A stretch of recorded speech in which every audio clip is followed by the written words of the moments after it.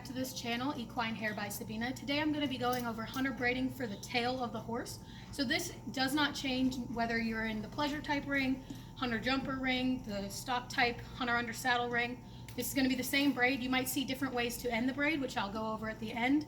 But in general, the braid itself is going to be the same. Things you're going to need, I'd recommend just getting a braiding kit off of Amazon. That's the easiest way to do it, but you want at least a pull through, maybe a seam ripper, a good comb, and then I also have a bottle here of watered down hair gel. This is really nice when you're braiding any hair on the horse. It allows you to grip the hair even better. You want to make sure that your tail is relatively freshly washed. You don't need to wash it the day of, but you want to make sure that it's not a month-old tail that hasn't been washed, because that grime will really build up on your fingers. And yes, it adds a little bit of texture so that you can grip well, but it's not going to be a fun time in general. I've also detangled his hair with just water and a hairbrush so that it's ready to be braided. You don't want to use anything like show sheen or oil on the tail before you get started, or else you're going to lose your grip really easily and it's not going to be a fun time. Before you start, you want to make sure that you have a little bit of time on your hands, because this is something that you can't just pick up and then set down if you get interrupted. You need to be able to finish the entire braid during one session. It doesn't take very long, but you want to make sure you have uninterrupted time on your hands. So I'm going to start by taking my gel, my watered down gel, and you want to make sure you're concentrating the gel on the underside of the tail, on the side of the tail, because that's what you're braiding. The top of the tail doesn't really matter. You're not going to need to spray the bottom of the tail either. It's just the side, and you don't need a whole lot, especially if it's pretty freshly washed and doesn't have any product in it. But I'm just going to do a little bit here, concentrating it where I know I'm going to be braiding eventually.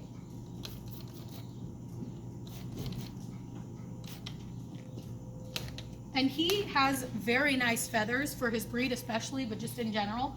But what you can do if you have a horse that's really struggling to grow feathers is, before you start braiding, you can just do a tight little band of the feathers right there, and then just braid over that if they're really struggling to grow the hairs right here. He isn't, so I'm not going to do that. I am going to move him for the camera though.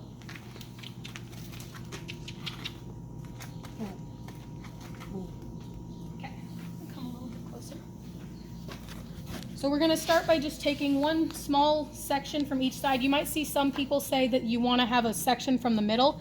I personally do it this way, where I just take a very small section on each side, cross it over, and then take another section from the opposite side. It doesn't matter which side you start crossing it over with, but now you're just going to cross that section over too. And you can use that opposite side, and hope this isn't getting too confusing, to kind of anchor it to make sure it's centered. And then when you grab a small section from the, making sure it's kind of the back of the tail on this side now, you're going to add that to this portion, the left portion of the braid, add them all together. This is the hardest stitch of the braid, is the first few, and then it gets really easy.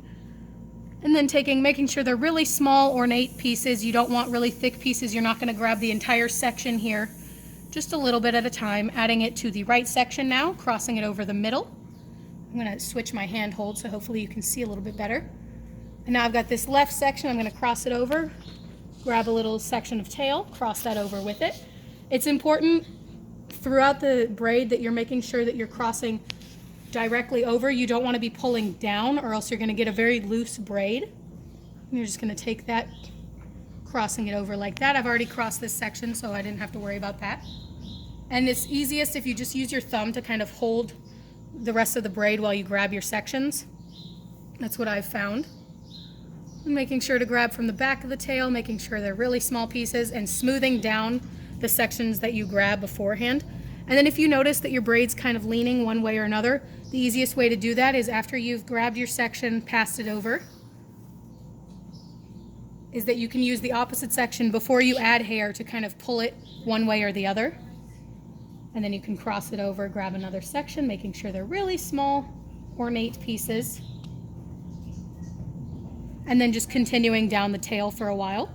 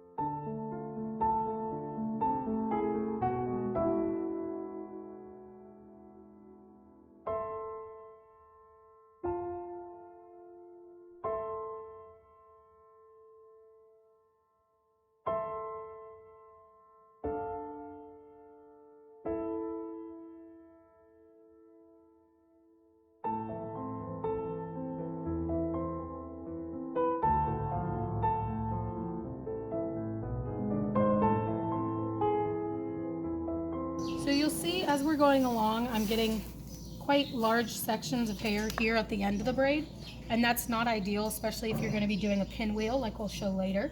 So what I want to do is, before I take this next section from behind here, this piece that I've crossed over, I'm actually going to uncross. I'm going to section it in about half, cross it over, and then drop the piece behind. And then I can take a little bit of hair from that side. Then I'll do the same thing with this portion. I'll just drop quite a bit of it. Take a portion from the back of the tail. And then do it with the last section, dropping quite a bit of it, crossing it over, and then taking a portion from the back of the tail. And you can do that every once in a while if you're noticing that the braid is starting to get pretty thick. You don't want to do it too often if you can avoid it, just because sometimes it does make little bubbles here, which are pretty easy to adjust after the fact if you need to.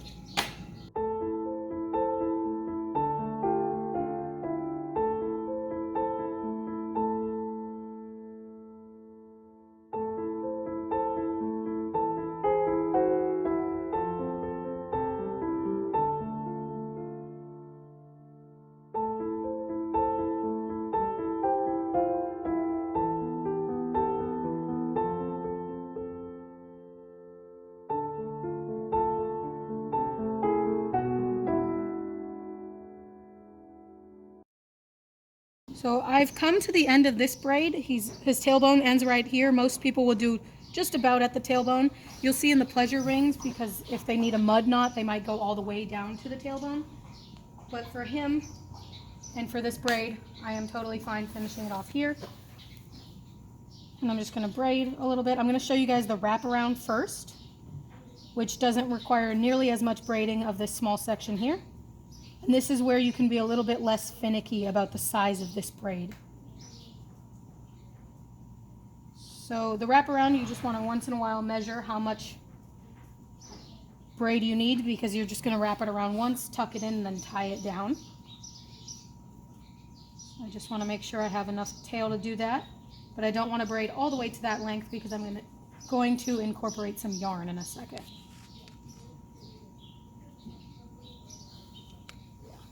Okay, so now I'm going to grab some yarn that I've pre-cut. From my how to braid a forelock video, you'll see that I showed how to measure out the yarn, but for a tail you might want to do just a little bit longer. I've noticed that it doesn't really matter, but especially as you're first starting out, if you want to do a little bit longer, it's pretty helpful, just so you have a little bit more to work with.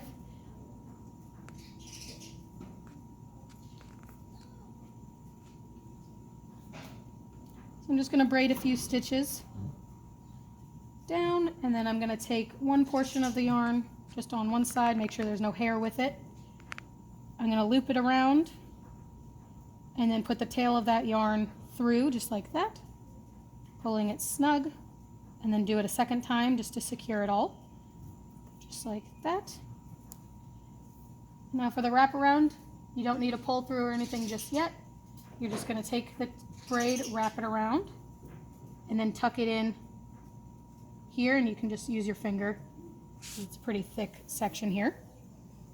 And then just securing it so it's at your desired tightness. This is especially helpful if you have a fake tail in for your stock type horses. And then if you need a pull through, you can use one, but I can just stick my finger in gently, grab the yarn, just like that, making sure this is nice and tight. This braid itself was a little bit long, just a few stitches long, but I'm just going to adjust it, and then I can tie it down. Obviously you'd want the more ideal length, but I'm just going to do a double knot, and because this is obviously bright pink, if this was brown yarn you wouldn't even be able to see that I've tied it down, but this is just to secure it. And this is especially nice, again, if you have a fake tail, you want to cover the base of that fake tail. But that's just the wraparound like that, and then if you have scissors, or I just have my seam ripper here, you can just cut the ends of that knot, and you're done. And you'll see the end of this braid blends perfectly, and you don't have to worry about that in any way.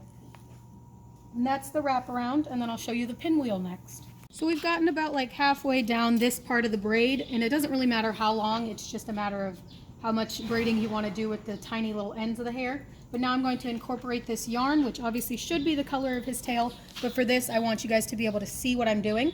I'm going to put it behind the braid, having it sectioned into 3 pieces.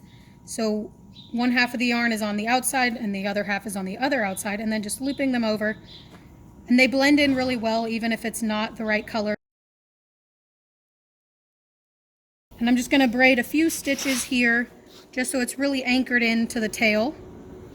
And then I'll finish it off by taking one of the pieces of yarn, taking all the hair and then the other piece in my hand, wrapping this around and then looping the tail through, and then again around and through.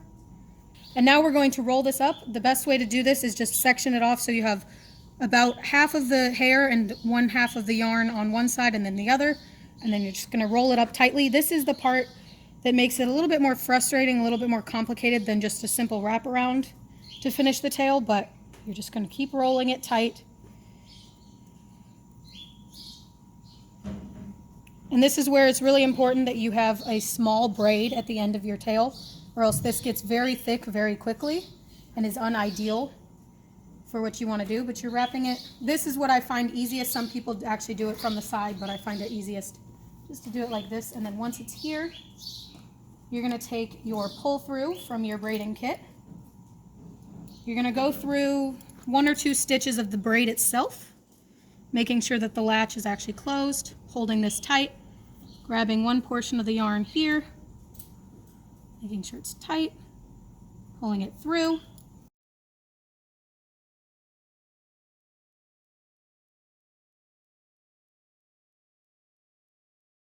And it doesn't matter if you get any of the tail hairs behind the braid, you just want to make sure you're going through at least some portion of the braid so it can really anchor in. And then you're going to try, without grabbing any extra hairs, to pull this yarn through onto the latch hook and then hooking it down so it's stuck there and pulling it through the tail. That's good enough.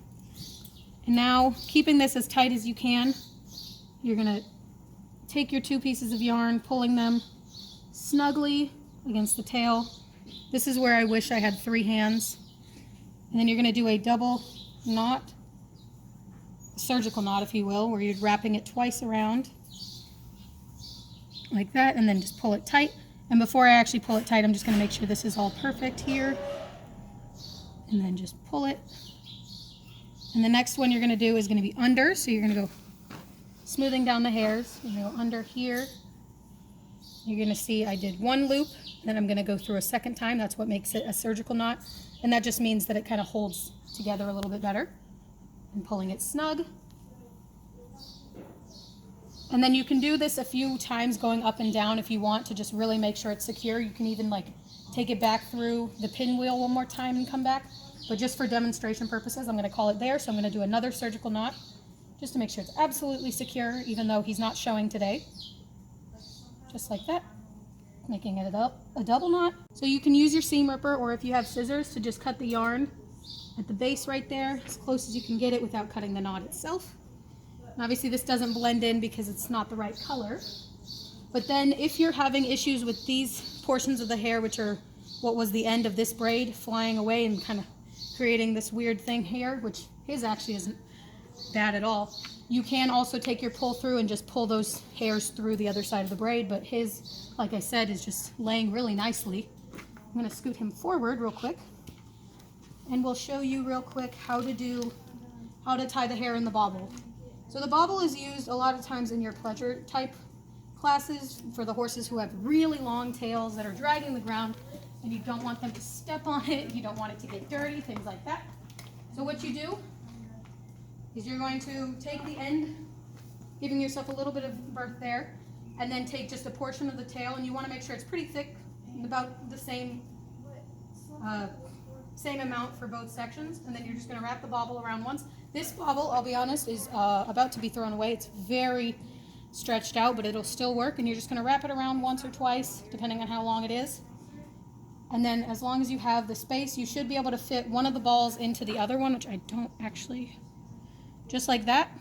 Obviously, if this was more elastic, it'd be a little bit easier, and that's it. That's how you can just secure it so that it's not dragging on the ground. You can alter the length if you need to, but this is really good for your Arabians, Morgans, saddlebreds, horses like that are going to have that really long tail that you want for their classes. Now he is a quarter horse. This tail length is not ideal, but it is not his show season, so we're not going to worry about it today, but that's just something you can do.